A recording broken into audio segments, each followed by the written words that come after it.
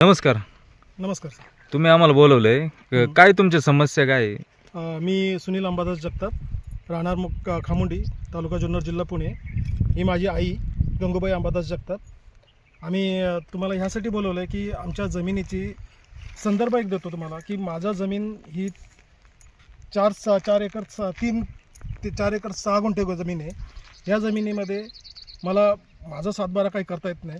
माझा एकटा असल्यामुळे मला ते जमत नाही आहे. तर मी शासन दरबारी पण हे 24/6/2025 रोजी मी अर्ज केलेला आहे, पण त्याच्यावर पण माझी काही दखल घेतली गेली नाही.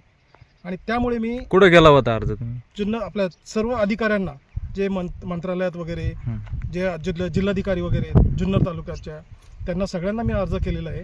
त्याची ही प्रत एक आहे. म्हणजे काय अर्ज काय केलाय तुम्ही? अर्ज केलेला आहे की माझी वडिलोपार्जित जमीन आहे, त्या जमिनीमध्ये मला गट नंबर 90 आणि 357 ह्यामध्ये माझा सातबारा हा वेगळा झाला पाहिजे, ह्यासाठी मी अर्ज केलेला होता.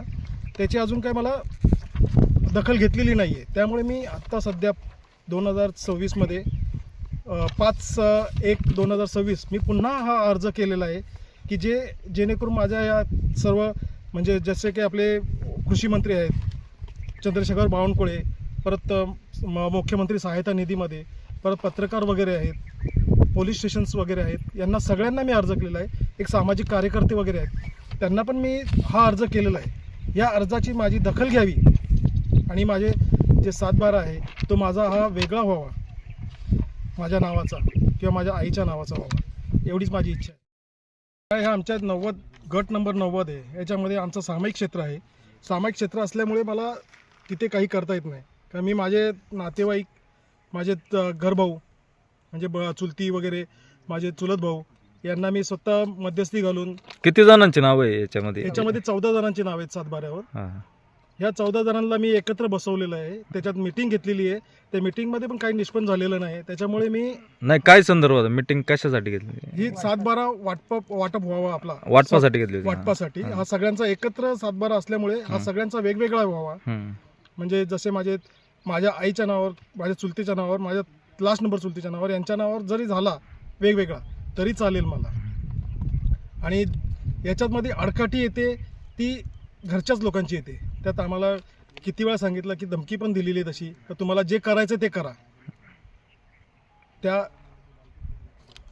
या पद्धतीने आम्ही भरपूर केलं. आणि सातबारामध्ये आम्ही पडीक असल्यामुळे आम्हाला ते काही करता येत नाही. तर मी असतो मुंबईला कामाला, माझी फॅमिली पण कामाला तिकडे मुंबईलाच आहे. माझी मुलं आहेत, त्यांच्या शिक्षणासाठी मी तिथे जाऊन राहिलेलो होतो. जर हे शेतकरी असतो, इथे करत असतो, तर मला हे क्षेत्र, माझं बागायती वगैरे काय करता आली असती. कारण शेतीप्रधान देश असल्यामुळे मी इथे शेतात काम करायचा माझा विचार आहे. पण तो आता मला सध्या ह्या असल्या पद्धतीने मला जमत नाही आहे ते करायला. कारण मी आता मूळ मागणी काय तुमची? काय माझा हा सातबारा माझा हा वेगळा झाला पाहिजे का माझ्या नावावर किंवा माझ्या आईच्या नावावर तसा एक वेगळा असावा. आमच्या 14 जणांचं सामायिक आहे, ते फक्त वेगळं व्हावं, हेच आमचं मत आहे माझं. मी हे पत्रव्यवहार केलेला आहे अगोदर, त्याची काही दखल घेतली नसल्यामुळे मला हा दुसरा परत पत्रव्यवहार करावा लागलेला आहे. कारण आज मी शासन दरबारी, मी तलाठी भाऊसाहेबांना वगैरे सगळ्यांना मी हे अर्ज केलेला आहे. तो क्लिअर, म्हणजे माझा सातबारा हा माझा वेगळा व्हावा, हीच माझी अपेक्षा आहे. जर नाही झाला या दिवसात तर मी साखळी उपोषणाला बसण्याची तयारी दाखवलेली आहे, ती बसणार आहे. मी किती तारखेला बसणार तुम्ही? 22/1/2026 रोजी मी साखळी उपोषणाला बसणार आहे, माझ्या कुटुंबासहित. कुठं बसणार आहे? जुन्नर तहसील ऑफिसमध्ये. नमस्ते. काय तुमचं काय म्हणणं आहे याबाबत? आम्ही याच्यात कंप्लेंटी केल्या भरपूर. कुठे केल्या कंप्लीट? जुन्नरला केल्या, हा, गावात पण केल्या, हा. पण तरी पण त्यांनी काही दखल नाही घेतली आमची. हा काय? मग आता काय मागणी काय तुमची? मागणी काय आहे, माझं 16-17 वर्ष झाली जमीन पडीक पडली, माझ्याने होत नाही. तरी पण म्हणजे मी येऊन फिरते इथं, पण बाकीचे लोक दमदाटी करतात मला. घरचीच आमची, म्हणजे भाऊबंद माझी. हा काय?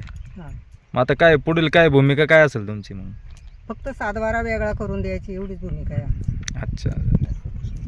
उपोषणाला बसणार आहेत आम्ही. कधी बसणार आहे तुम्ही उपोषणाला? 22 तारखेला. कुठं बसणार आहे? जुन्नर. हा काय? जुन्नर तहसील कार्यालय.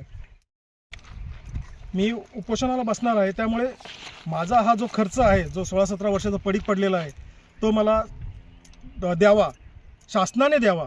तुम्ही काय खर्च केला इथं? तर काय पिकलंच नाही काही. माझा येण्या जाण्याचा खर्च आहे. जे पडीक पडलेलं पीक आहे माझं, म्हणजे पीकच नाही आहे, पडीक जमीन पडली, त्यात मी उत्पन्न काढलं असतं, पण ते उत्पन्न नाही आहे आज मला. भरपूर जण म्हणजे हरकत करणारे पण आहेत मला.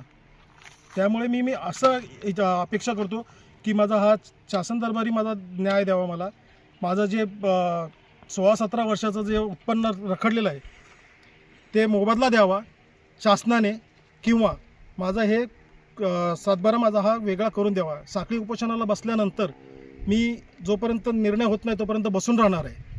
तर जर नाहीच न्याय मिळाला तुम्हाला उपोषण करून मग काय मी करणार? तरी बसणार, माझ्या कुटुंबासहित बसणार. मी, माझी आई आहे, माझी मिसेस आहे, माझी मुलं आहेत दोन्ही, आम्ही सगळे बसणार उपोषणाला. धन्यवाद साहेब.